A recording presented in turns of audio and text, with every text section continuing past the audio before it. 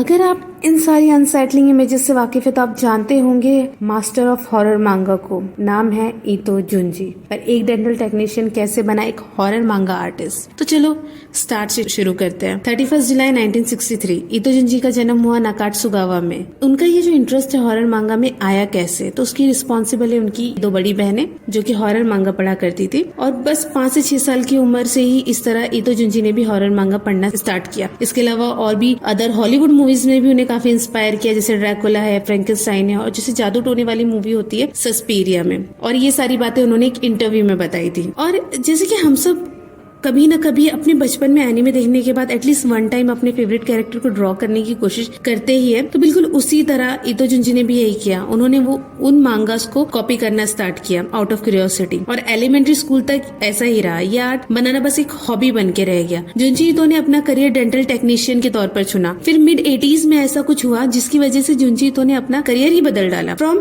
Dental technician to मांगा artist and the master of horror मांगा। Japan में उस वक्त एक मैगजीन पब्लिश हुआ करती थी, मंथली हैलोवीन। एक कॉन्टेस्ट हुआ और उसमें लोगों को अपनी स्टोरी या मांगा सबमिट करनी थी, जिसमें जुंजी ईतो ने भी अपनी मांगा सबमिट की, जिसे अब सब टोमी के नाम से जानते हैं। इस मांगा पर एक अलग वीडियो बन सकता है, पर अभी के लिए बस इतना ही कि मांगा ने ईतो जुंजी के करियर को पूरी तरीके से बदल दिया। इनकी मांगा स्टोरीज अजीब होती है। ऐसा लगता है जैसे किसी ने आपके डरावने ख्वाब को पेज पर उतार दिया, एक ऐसा नाइटमेयर जो आप किसी को एक्सप्लेन नहीं कर पाते हो। ये लाइन अब मुझे गिलेर्मो देल टोरो के कैबिनेट ऑफ क्यूरियोसिटी के पिगमेंट मॉडल की याद दिलाती है। मुझे लिटरली डरा दिया था इस एपिसोड ने। वैसे तो जुंजी ईतो खुद फैन है गिलेर्मो देल टोरो के। ईतो जुंजी के जो हॉरर मांगा होते हैं आपको ग्रोटेस्क लग सकते हैं, यानी अजीब और भद्दे, बिल्कुल आपके एक्स की शक्ल की तरह में भी। जुंजी ईतो की मांगा जो थी एक साइकोलॉजिकल हॉरर भी है, बट उसमें बेहतरीन तरीके से वो अपने जो ग्रोटेस्क इमेजरी है, जो अपनी आर्ट है, वो कुछ इस तरह मिक्स करते हैं।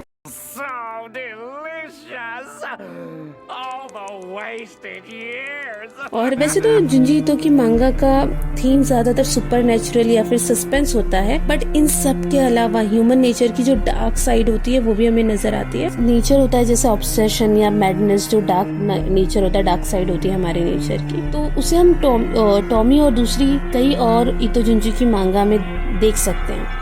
यही मैडनेस और ऑब्सेशन इन कहानियों की कैरेक्टर को उस हद तक ले जाती है कि वो बस इंसान की खाल में एक मॉन्स्टर या एक जानवर बनकर रह जाते हैं। इन सब पर यह आर्ट स्टाइल इसको आपको बहुत अच्छे तरीके से कंप्लीट करता है। ईतो जुंजी साइकोलॉजिकल हॉरर को सुपरनैचुरल एलिमेंट के साथ बहुत अच्छे तरीके से ब्लेंड कर देते हैं। एज एन व्यूअर्स, जब हम आर्ट वर्क और स्टोरी को देखते हैं तो हम खुद के खौफ को और डर का सामना करते हैं। जैसे कई सारे चैप्टर एपिसोड में मांगा में अलग अलग किस्म के डर को सामने रखा गया, जो फोबियाज होते हैं, जैसे ट्राइपोफोबिया यानी जो फियर होता है इरेगुलर पैटर्न का, क्लस्टर का, जो स्मॉल होल्स का जो फियर होता है। नेक्टोफोबिया यानी जो डार्क, जो अंधेरे का डर होता है। एंटोमोफोबिया यानी सिंपली फियर ऑफ इंसेक्ट, यानी आपको कीड़े मकोड़ों से जो डर होता है। क्लॉस्ट्रोफोबिया, आप किसी भी छोटी जगह पे फंस गए हो। इसके अलावा और भी है जैसे थैंटोफोबिया, फियर ऑफ डेथ और फियर ऑफ डेड, और भी बहुत सारे फोबिया है।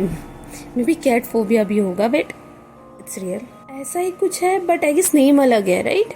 और वैसे तो यू शुड नो कि ईतो जुंजी की एक मांगा है, बीइंग एन कैट ऑनर। इस मांगा का नाम है कैट्स डायरी। देखो बहुत सारी मांगास है, जैसे उनमें से कुछ ज्यादा ही पॉपुलर मांगास भी है, जैसे उजुमाकी, गियो, टोमी। इसके बाद आप शिवर भी पढ़ सकते हो। और अगर आपको कॉस्मिक हॉरर में ज्यादा इंटरेस्ट है तो कुछ सेंसर पढ़नी चाहिए।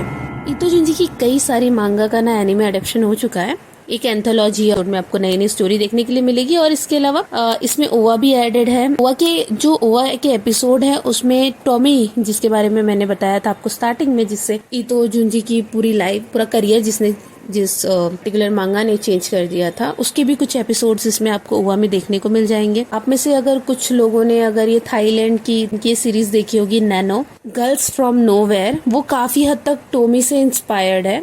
नेटफ्लिक्स सीरीज है। मैंने उसका सीजन 1 देखा है सबटाइटल के साथ। विद इन फ्यू एपिसोड आपको पहले ही रियलाइज हो जाएगा काफी हद तक टॉमी से इंस्पायर्ड है। इसके अलावा ईतो जुंजी की जुंजी मेनियाक है, एंड नाउ इन 2023 आपको देखने मिलेगी उजुमा की। So till the next video, bye.